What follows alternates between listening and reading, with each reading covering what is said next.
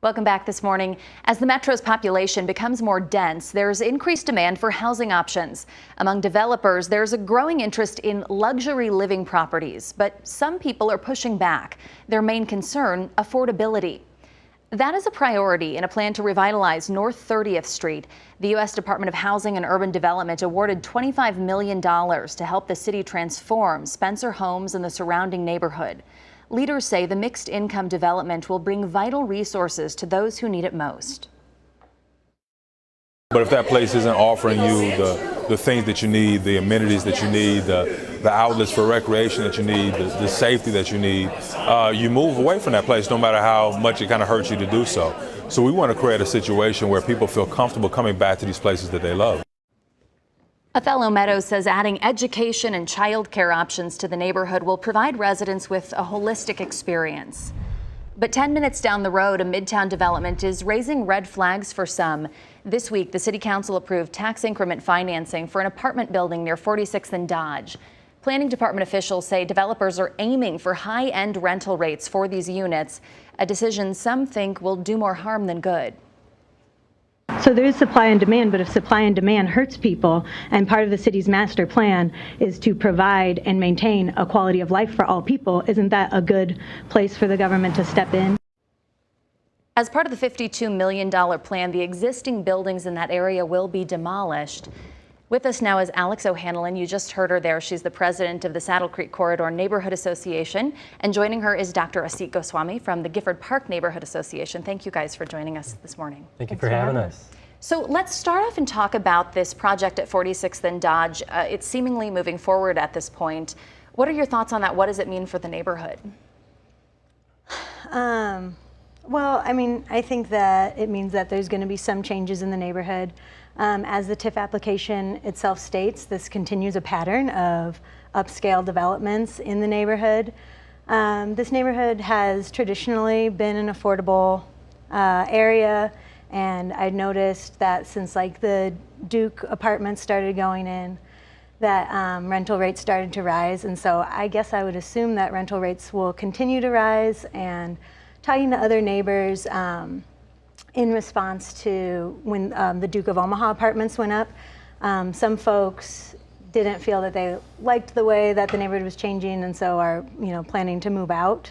Especially folks that are have their houses like right next to the new developments. And I was speaking to another neighbor whose house is going to be right next to where this new development is going to go, and she was worried. She's like, my house is the next one on the chopping block. How long until, how long can I hold out? So I don't know exactly what's going to happen, but I see changes coming. Would you like to add anything? We've been living in Midtown for some time, and we see that all the development that the city has subsidized is geared towards high-income earners. And it has our local neighbors and friends anxious and scared and wondering what's going to happen to them. Because if this practice of the city to keep focusing on high-income earners continues, then rents are going to increase, property taxes are going to increase, and the community that actually lives there is not going to be able to afford to be there. And we see that is a problem. And so one thing that we think is that if the city is going to be subsidizing specific projects and developments, that should be, we are all for development, and we're all for growth in the city. And we want to see that as well, but we want to see it designed well. And so that includes thoughts of affordable housing for the community and for the people that actually live there, and also to make these buildings and units transit-oriented development, which I do not think that this building at 46th and Dodge is. Okay. Yeah, you talked a little bit about some of the folks who feel nervous or anxious, people who feel like they may have to move out of the neighborhood. Tell me a little bit more about what you're hearing from people in your neighborhood associations. Yeah, I mean, I think that, like I said, people are like wanting to move if they can move. Some people are, forced to move because the rents are rising. So that's basically what we're hearing from people, is just like kind of a shame. And some people are like worried about parking. Some people are worried about like extra cars, especially at that intersection between like Davenport Street and Farnham on Saddle Creek is already like very congested. So this development's going to have 295 parking stalls. They probably are all going to be full. That means 295 cars right there on this very congested area that neighbors are already feeling like a little bit unsafe about, like walking and riding bikes in such like a congested area. so our neighbors are scared and anxious. They see the potential for rising rents and property taxes, and what they're not seeing is anybody from the city speaking up on their behalf. And we see the city again subsidizing and planning for a city of the future that's going to include high-income earners, which is great, and we welcome them. But by not including thinking about low-income and also middle-income housing, then we are not going to build healthy communities in our city.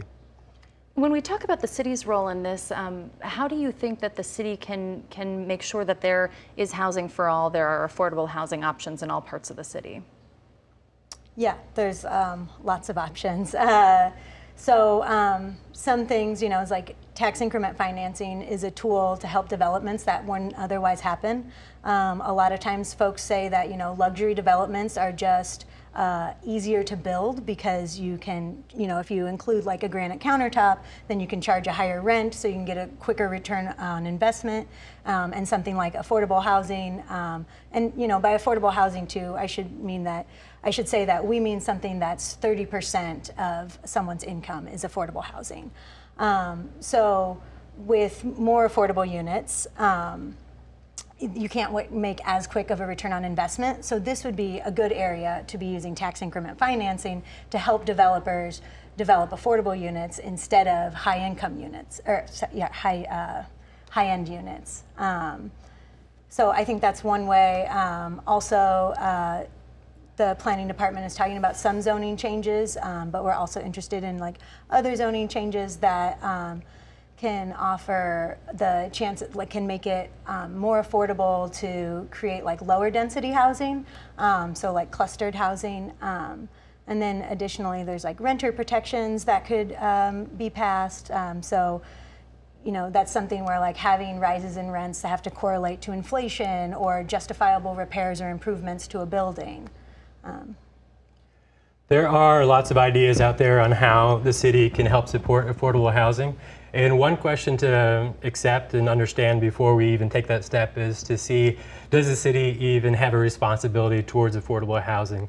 And one thing that we do know is that the federal government thinks that there is an affordable housing crisis in this country.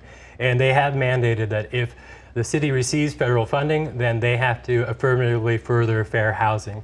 And so this means not just show that they're not discriminating, but also show that they're actively pushing for affordable housing throughout the city. And so I think that that's part of the city's plan, and we just want to actually see that happening and what our concrete plans. Again, different ideas and options that are out there are, again, changing the zoning to make more clustered housing, and so this is including garden apartments and duplexes, as you mentioned. And then another concept out there is also that we look at the community of people who is being affected by this gentrification and create policies that may soften this economic blow to them, and consider possibly even freezing property taxes for those that might be affected in these areas east of 72nd. Okay. Your groups talk a lot about community-led development. What does that mean, and why is it so important for people to get involved in this process? Yeah, so I think that community-led development can be as simple as reaching out to neighbors, which the planning department does do, as was noted in the past segment, that they have been having meetings with different neighbors to kind of get their feedback. I don't know that it always feels like the feedback is taken into account. I know that there are efforts to take it into account, but you know, when we spoke at the city council meeting just the other day, Councilman Gray and Councilman Jerem both echoed everything that we brought up, saying like, yep, all good points, definitely things that need to be taken care of. However, the way the laws are now, the way the zoning code works now, we need to decide on whether or not to grant TIF to this development based on the way things are now. So one thing that could be, and I feel like that's something we hear from the planning department in those meetings too, is like, oh yeah, great idea, but the zoning doesn't meet that, or good idea, but it's too expensive for that to happen. So community-led development to me means empowering the community to lead development. So changing zoning so that our ideas can be real. Coming to us, letting us know when properties are up for sale from the beginning so that as the community, we can actually be developers. Not just, we want to work with developers, we want to work with the city, but we also have the capacity to do things ourselves, and the city can help build our capacity to do that. Okay. Wonderful. Well, thank you both for coming on this morning. We really appreciate you sharing your insights. Absolutely. Thank you. Well, still ahead on Chronicle, the City of Omaha devotes $1.2 billion to create the Avenue 1 development. Officials are calling it the Western Gateway to Omaha, even as the project ushers in new taxes. You're watching KETV News Watch 7's Chronicle.